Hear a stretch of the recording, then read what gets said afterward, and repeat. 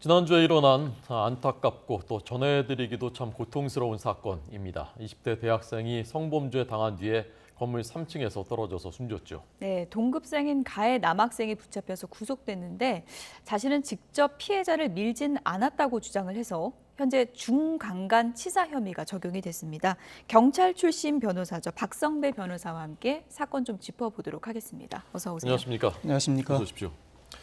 사건을 짚어보는 것은 이제 교훈을 삼고 또 우리가 이제 알아야 될 대목들을 짚고 우리 사회에 전반적으로 뭔가 긍정적인 면으로 기여하는 그렇게 되기 위해서 이제 하는 것이죠.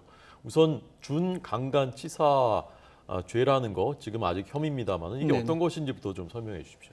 강간은 폭행 또는 협박으로 가늠한 경우에 성립하지만 중강간은 폭행 또는 협박이 굳이 필요하지 않은 상황, 즉 항거불능, 심신 상실 상태에서 가늠한 경우에 성립하게 됩니다. 네. 중강간 범죄가 성립함을 전제로 해서 이 과정에서 직접 살해했을 때는 중강간 살인이 되는 것이고 이 과정에서 사망에 이르게 한 경우에는 중강간 치사가 되는 것입니다. 일단 중강간 치사 혐의가 적용돼 구속영장이 발부됐습니다. 네. 그 당시 상황을 저희가 알 수는 없지만 어쨌든 지금 이 혐의를 가리는데 중요한 부분이 3층에서 밀었느냐 밀지 않았느냐 이 부분인데 네네. 일단 이 남성은 나는 밀지는 않았다 이렇게 주장을 하고 있는 거죠. 그렇습니다. 피의자 입장에서는 직접 밀지는 않았다고 주장하고 있습니다. 밀었다면 곧바로 중강간 살인 혐의가 적용될 수 있습니다. 상정해 볼 수 있는 상황은 여러 가지가 있습니다. 네네. 직접 밀었다면 중강간 살인 혐의가 적용되는 것이고 성폭행 과정에서 서로 신랑이 즉 직접적인 폭행 과정에서 추락하였다면 이 역시 중강간 살인 혐의가 적용될 수 있습니다. 그렇지만 성폭행 과정에서 피해자가 이를 피하다가 추락을 하였거나 피의자가 성폭행을 완료하거나 성폭행 과정에서 피해자를 상당히 추락하기 쉽게 방치해두다가 추락에 이르게 만들었다면 이때는 중강간 치사 혐의가 적용되게 됩니다. 또 한 가지의 가능성은 피의자가 잠시 자리를 비운 사이에 피해자가 추락하였거나 그와 무관하게 어떠한 이유에서든 피해자가 스스로 추락한 경우에는 살인, 치사 어느 혐의도 적용하지 못하고 중강간 혐의만 적용할 수 있게 됩니다. 네. 이게 CCTV에 찍혀 있는 것도 아니고 그 당시 상황이 참 수사하기도 쉽지 않겠다는 생각이 들던데 그 당시의 상황에 대해서요. 그렇습니다. 경찰 출신이시니까 수사를 맡으시게 된다면 어떤 부분에 이게 주목해서 주안점을 두고 어떤 부분을 조사하실 것 같습니까? 이 사건의 경우에는 제3의 목격자나 객관적으로 당시 상황을 보여줄 수 있는 증거가 존재하지 않습니다. 그런데 둘이만 있었다는 거죠? 피해자는 네. 사망하였으니 피고인의 진술만 가지고 수사를 해야 하는데 피고인은 충분히 허위 진술을 할 가능성이 있기 때문에 그렇죠. 사실관계를 면밀하게 살펴볼 필요가 있습니다. 일단은 사망 원인과 관련해서 통상은 국과수의 부검 결과를 통해 살인인지 치사인지를 밝혀낼 수 있기는 합니다. 즉, 그 외력의 정도가 어느 정도는 살인의 고의를 가질 정도의 폭행이 있었음을 추단할 수 있는 사정이 됩니다. 그렇지만 이 사건의 경우에는 추락 자체가 직접적인 사인이었을 것으로 보입니다. 그렇다면 국과수 부검 감정 결과, 즉 사인 자체만 두고 살인인지 치사인지를 밝혀내기는 상당히 어려울 것으로 보입니다. 이때는 피해자가 존재하지 않는 이상 피고인의 진술이 당시에 구체적인 동선과 일치하는지 현장 검증을 통해 밝혀내는 수밖에 없습니다. 일단 경찰이 창틀과 외벽에서 지문을 채취하고 아마 DNA도 검출을 하였을 것으로 보이는데 네. DNA나 지문이 어느 장소에 어떻게 현출되어 있는지를 확인할 것입니다. 그리고 구체적으로 동선을 그려나가는데 그 과정에서 피의자로 하여금 현장에서 재현해 보게 할 것으로 보입니다. 즉 피의자의 진술이 당시 구체적인 정황과 부합하는지 피해자와 피의자의 정황 내지는 흔적이 여기에 남아 있고 시간 순서상 이러한 정황으로 사건의 그림이 그려짐에도 불구하고 그와 배치되는 진술이 존재한다면 이를 추궁하는 과정에서 피의자의 진술을 탄핵하는 절차를 밟아 나가지 않을까 싶습니다. 네.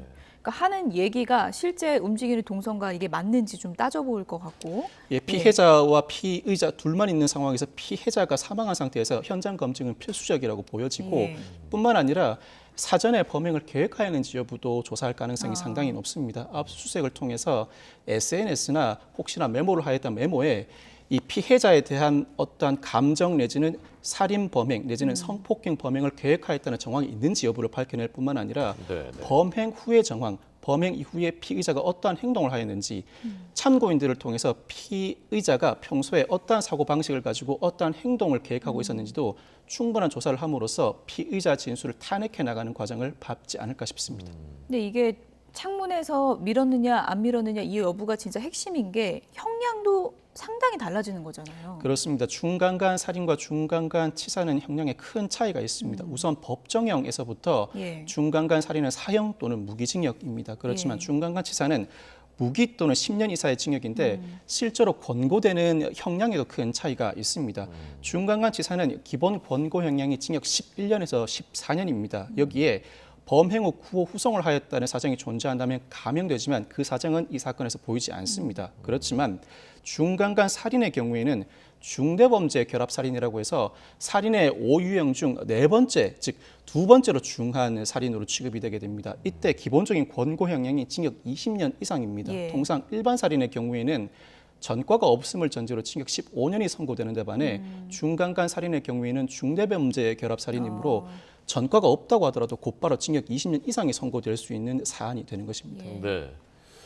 자, 이 여러 가지 가능성들에 대해서 이제 우리가 예단할 필요는 없겠고요. 수사를 통해서 진상이 규명돼야 되는 문제이고요.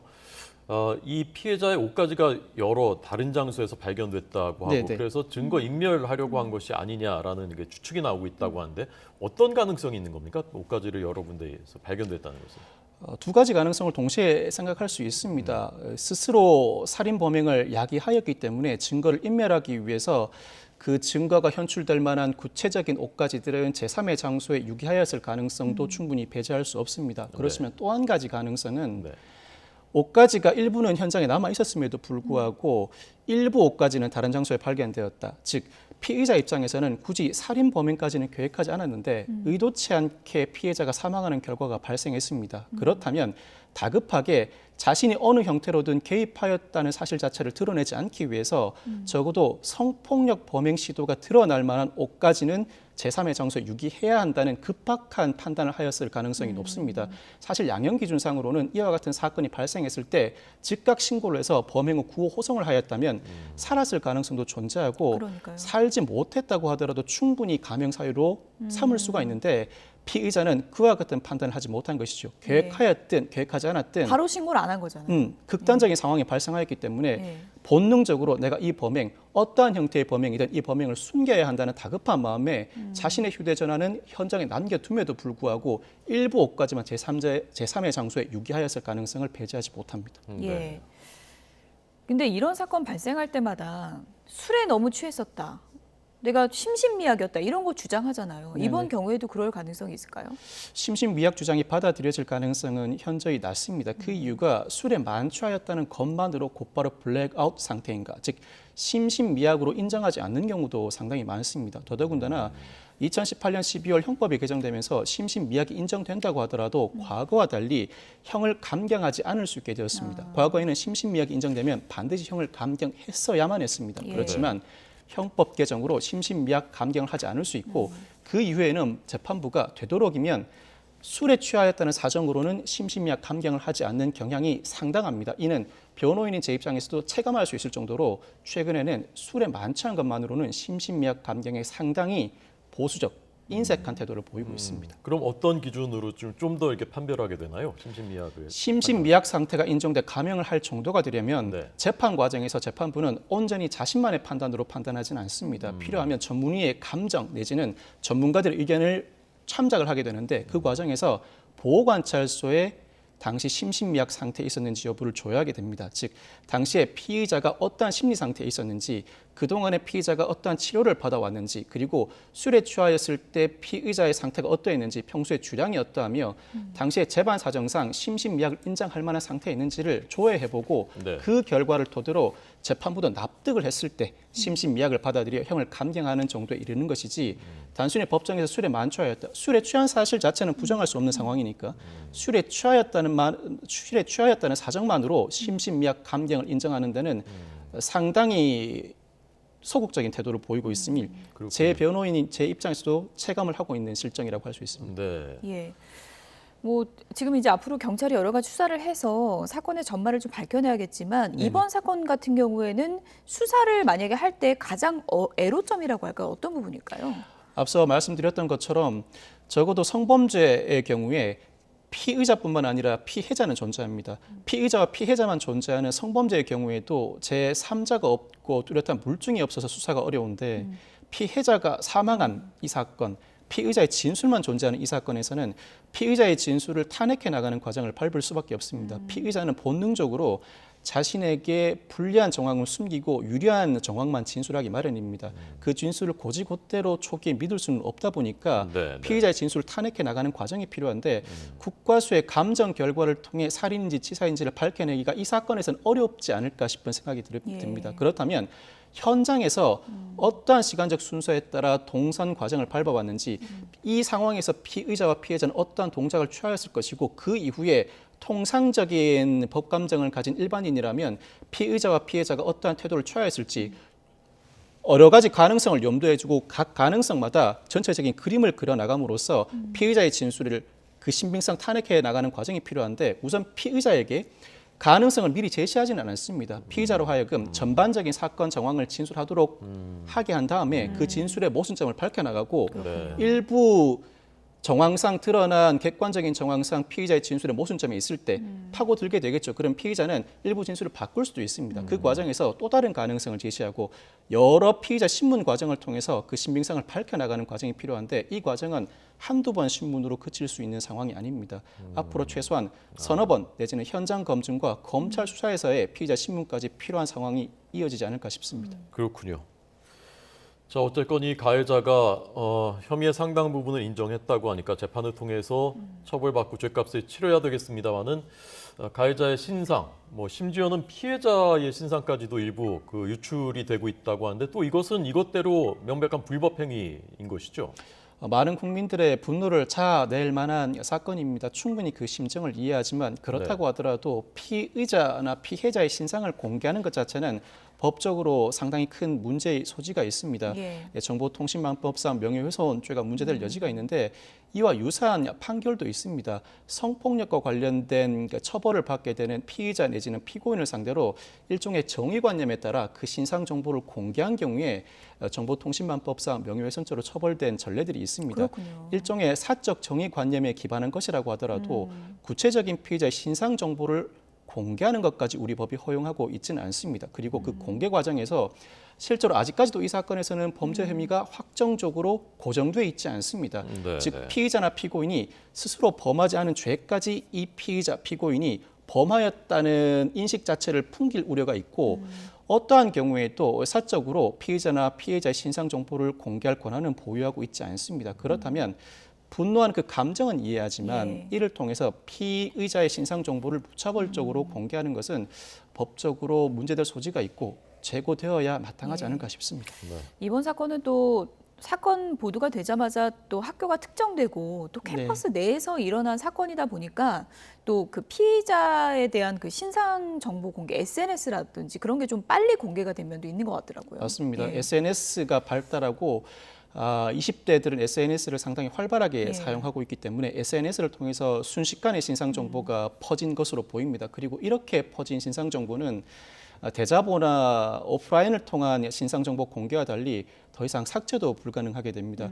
실제로 이 사건이 어떤 결말을 맞을지는 모르지만 이로 인해서 피의자뿐만 아니라 피의자와 관계된 피해자, 연쇄적으로 여러 사람의 명예가 훼손될 우려도 있기 때문에 이와 같은 행위는 자제되어야 하지 않을까. 단순히 법적으로 처벌 가능성이 있다는 차원에서뿐만 아니라 피해자 보호 차원에서도 이와 같은 행위는 자제되어야 하지 않을까 싶습니다. 네.